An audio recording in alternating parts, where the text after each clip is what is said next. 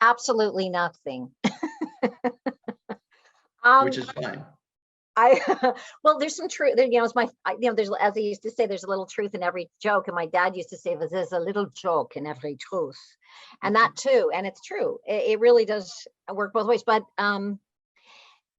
because uh, lots of programming in there. But let's just move on a rapid pace. So grammar school, St. Basil's, good Jewish school, in Ottawa, Canada. And that was my grammar school. And then I went to, my dad decided when I was 11 that I need to preface this by saying why my father made the decision I'm just about to elaborate on. My parents recreated a war zone within the confines of my family without intending to, because, what we don't heal, we pass on. It's just the way it is. And when I mean heal, I mean, it doesn't mean we always have to go into the dark trauma, but, to replace the old programming, and they were not able to. So they basically, although, uh, you know, they came over from Europe, they eventually escaped the Second World War, uh, as Holocaust survivors and all that. Sadly, although they were madly in love when they first met, and had 7 kids, so some things must have been going right. Um, by the time I was 11 years old, my parents were not talking, other than once in a blue moon to deal with probably business matters. They had separate bedrooms by then. There was literally a war zone within my family. My 3 of my siblings were on one side of the family and 4 of them on the other. So I literally grew up in this crazy war zone. So by the time I was 11, my father, who was Meshuggah, he was a genius, and I feel him with me. I feel him laughing because he was a genius ophthalmologist, eye surgeon with 2 practices, adored by his patients. We were all well educated. He was as loving as he could be, considering that, he was messed up, understandably. He had been through too much. And so one of the things that he did was make my mother into the enemy, which many fighting couples do, fighting countries do, fighting whatever do. Not that there isn't justification for certain things that we need to look at, but by then he controlled me by telling me that my mother was crazy, that I was going to end up crazy like her if I disagreed with things that he said about how crazy she was and some of these different things. And so he basically told me that for my own good, I should be sent to boarding school. So at the age of 11, and by the way, he also sent some of my siblings to boarding school, but that's, another piece of this. So at the age of 11, he sent me to Bishop's College School, which is located in the Laurentian Mountains in Lennoxville, Quebec. And I skipped a couple grades because I did, summer school there, and and so I was in boarding school, which was really, really difficult. And also the best place for me, I believe. Zero, like literally zero regrets about anything in my life. I do not believe in regret. I just think it's a waste of time. Plus we're eternal, so whatever. We all make the best decision we can at the time. Of course, I'm not in any way condoning abusive or intentionally abusive behavior by anyone. So don't smoke me for that one, anyone who might be listening, if that makes the cut. Boarding school, I graduated at the age of 15 and started university. Because I was underage, I lived with my eldest sister, actually, who was an ophthalmologist as well, following in my father. I was supposed to be an eye doctor too, but I saw my father. My father made the, it's not really, but the fatal flaw, of having me watch him operate on a rabbit in the, operating theater at the hospital when I was a little girl. And, if there's any way to turn off a little girl from wanting to be an eye surgeon, it's, having her watch her father operate on a cute little adorable bunny's eye. Anyway, so I, but however, although I'm not an eye doctor, I I'm very good at overeating carrots. So there you go. We all have our skills. So I in boarding school, Ray, in drama class was the very first time I experienced, while doing a Romeo and Juliet skit, reading the lines, the alchemy of being, it was like in the auditorium theater, and the light was on, and I was able to shine, as we spoke of earlier, what your son experienced and what I experienced as a performer, and being a complete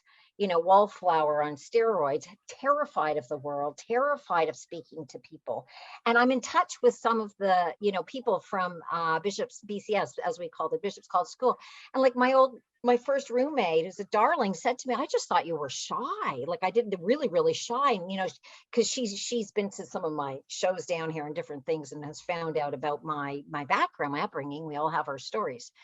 And so the alchemy of being on stage, that excitement of feeling that personal power, spoke to my soul in such a big way that I told my father I wanted to major in theater. So I auditioned for the SUNY, Oswego theater department, got in, and so then I went to school there, but just for, I think it was 2.5 years, something like that. And but because, again, well, what would happen to me in general, this was the first experience of it, because majoring in theater, of course, you're doing, you're exploring drama, you're exploring text, you're performing in classes, in acting classes. And when I was allowing myself to be lucid and just letting, the emotion run through in the experience, I had the ability to connect with characters. It was really easy for me. But the problem was that every time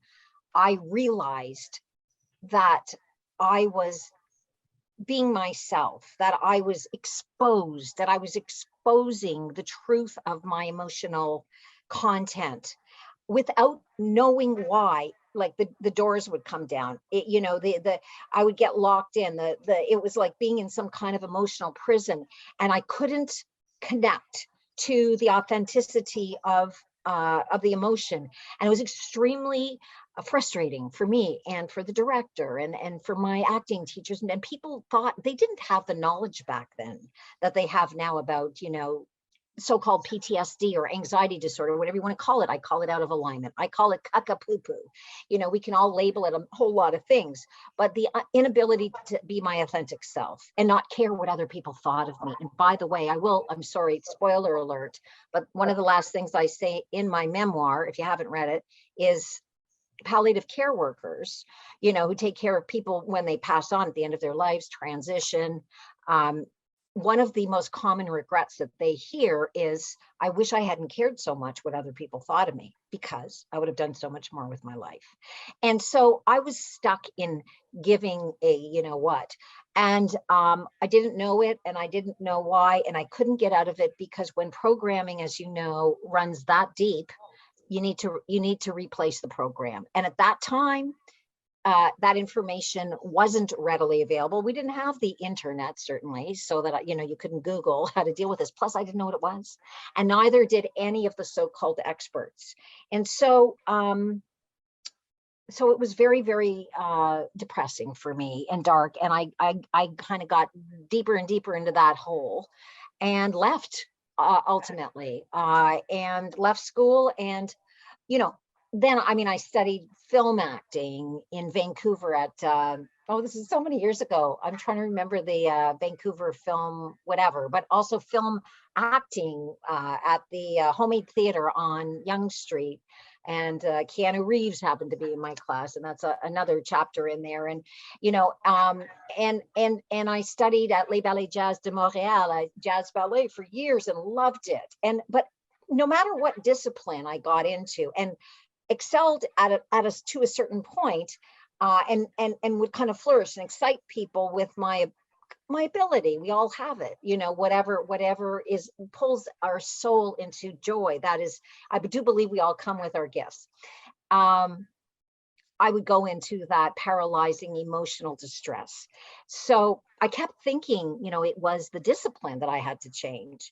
And and they say wherever you go, you take yourself with you. So, so then when I eventually started doing stand-up comedy at Yuck Yucks, Mark Breslin, who owns the comedy chain, was the first person who asked me about myself, because he, along with Larry, I can't think of his last name, but his in-house coach, got really excited about my ability, my natural ability to improvise with the audience, which they said, nobody as young as you ever does that. And they took me under their wing and coached me and all that. It was exciting, but I kept coming across the same stuff.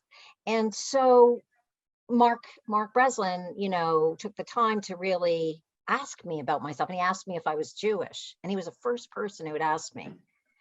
And I told him the truth. It was, my heart was like, this is backstage at Yuck Yucks. And he said,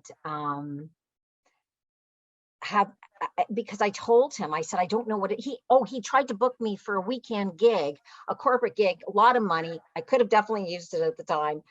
And I said, I can't do it because I keep doing really well. And then I come on stage and I can't talk. Like I literally, it was, my heart would be, I would have such an anxiety attack. I literally could not speak. And it happened to repeat. It wasn't just stage fright. It was stage fright on, on Starbucks coffee, on steroids, on whatever. It was just insane and uncontrollable. And he said, have you ever had therapy? And I said, no. And he said, well, most comics are Jewish and most comics need therapy. I said, well, wow. I said, oh. And then he told me about the Holocaust Center in Toronto. He asked me some questions about my parents and found out they were Jewish Holocaust survivors, yada, yada, yada. And that's where I went for quite a while. And it was wildly healing and scary and all of that. And I met, children of Nazis, Jewish children of Holocaust survivors. I met such a group of people who were, courageously sharing their stories. And I could have stayed there and cried for years, but then at some point I just thought, time to get a life.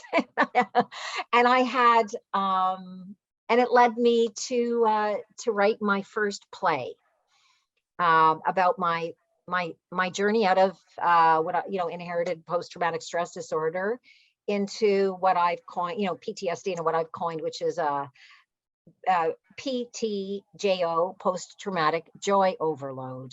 And it was a long process. And, of course, we all, dive in and out of our moods and things. But I used to think that I was my mood. I used to think that I was my emotions.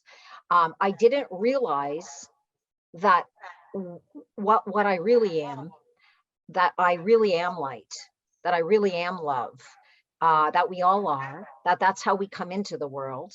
You don't see babies, coming into the world with terror or, mommy, why did you hold me in your womb like this? I could have had a much easier birth. We are love, we are those things. And that I was simply put out of emotional alignment. And so I developed and studied, I developed my own techniques about how to reroute myself or reprogram myself. Doing the play, as I mentioned earlier, was such therapy, because I had been told that I would be murdered. I fully expected a Nazi to be in the audience and to shoot me if I came out and told the truth about that I was actually Jewish. It's programming. And, there's a lot going on in the world, that's also evidence of a lot of, shall we say, caca-poo-poo. So, a lot's going on with, various comedy performers being attacked on stage. Don't want to get into it, but I'm just saying there's, as my father used to say, not only is there a little truth in every joke, but there's a little joke in every truth.